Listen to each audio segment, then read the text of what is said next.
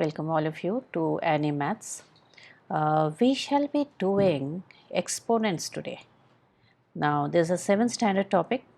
Whether you are in ICSE or CBSE, we all learn it in 7th. Okay. In today's video, this is the very first video in exponents. We shall be doing only the rules of exponents. Okay, there are about 5 or 6 rules you will see, and the entire chapter is based on these few rules. So sometimes we do not pay much attention to the rules and we try out the sums, and then we are not able to do the sums. So this video is completely I'm only going to talk about only the few rules of exponents with few small examples. Okay, now the entire chapter of exponents is going to take up some 4 videos. Okay, so I shall be numbering them as part 1, part 2, part 3, like that. So the entire chapter will be covered up in 4 videos. There are a lot of things that there are small things in this chapter which we tend to ignore, or sometimes we don't understand, and without understanding we try to do the sums, and that is where we get our sums wrong. Okay, so listen to the video carefully, listen to in fact all the videos very carefully, because all the videos have some things will be told to, I shouldn't call them tricks, they are not tricks, they are basic concepts. Okay, some things will be told in throughout the video which will make your concept clearer, and you will have you'll be able to do the sums much more easily. Okay, so let us see how to work them out. So let us start with the very first rule of exponents, which is rule 1. We'll take it as rule 1. Okay, which says a to the power m into a to the power n is equal to a to the power m plus n. Now, this is my base, this is my exponent. In other words, this is my base, this is the power. Okay.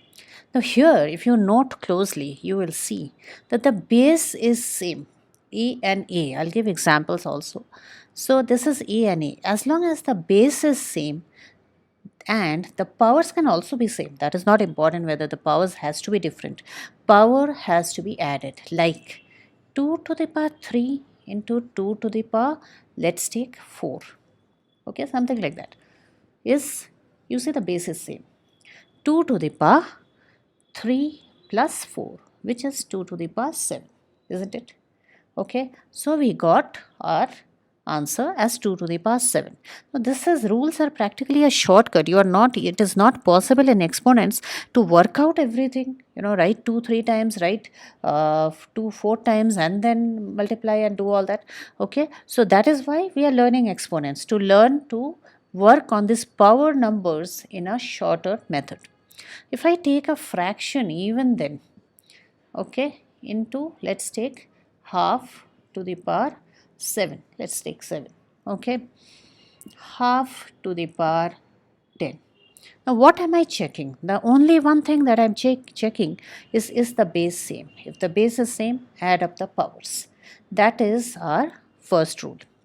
Coming to the second rule, the rule 2, which is a to the power m by a to the power n is a to the power m minus n. Okay, a to the power m minus n. Now what is that? Okay, now here I will tell you something. A to the power m minus n. If supposing anything here which is down here with a power, I am trying to take it up to the numerator, I will have a minus sign in the power. Okay, so if supposing I have 2 to the power 3 to the power 2 to the power 4, okay, then I'll write 2 to the power 3 as it is.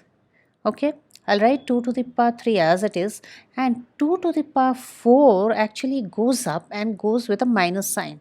So I can write 2 to the power minus 4. Okay, and that is why I get 2 to the power 3 minus 4, which is 2 to the power minus 1. So basically what did I do? From this power I subtracted this power. Now due to integers we had this as a bigger number, this as a smaller number, so we had to write a minus 1. We can have 4 here and 3 here. If we have so, we'll have a plus 1. Okay, so that is depending on the question. So if you see, where did the rule come from? The rule actually came due to this, because anything in the denominator, if it is taken to the numerator, the power becomes negative. Similarly, anything in the numerator, if you want to take it to the denominator, the power becomes negative again. There's not negative, there's a change in sign. Plus will become minus, minus will become plus. That is it. Okay, so let me do the same sum where I write the answer in the denominator. Like I write it as a fraction. Here I didn't write it as a fraction. Now I'll write it as a fraction. Means I'm going to take this down now. Okay, let me shift the 2 to the power 3 down. And then what happens? So if I have 2 to the power 3 and 2 to the power 4, in that case, my other answer will be, here it becomes a 1 because I am shifting it, 2 to the power 4 minus 3. Okay, for the very same reason, because it has become 2 to the power minus 3 when it went down, and that is 1 by 2. Yes, so that's my 1 by 2. So you see that I have got a positive 1 here. That is simply because of this integer working. So what we learn from the second rule is, anything from the numerator going up to the denominator, change in sign is there. Even anything from the numerator going to the denominator, there also there is a change in sign. Denominator to numerator, there also there is a change in sign. Okay, in the power, not in the number. Okay, now there is a very big tendency to mix up with the sign of the power and the sign of the number. I'll talk a lot on that later, but as of now, let us learn the rules. Okay, now we shall be taking the third rule. Okay, what is the third rule? Rule 3. What is rule 3? Let us see. Okay, so rule 3 says that if we have a to the power m, okay, and see how the bracket is working, and an n here, that is equal to a to the power mn, means the powers get multiplied. When you write side by side, it means it has been multiplied.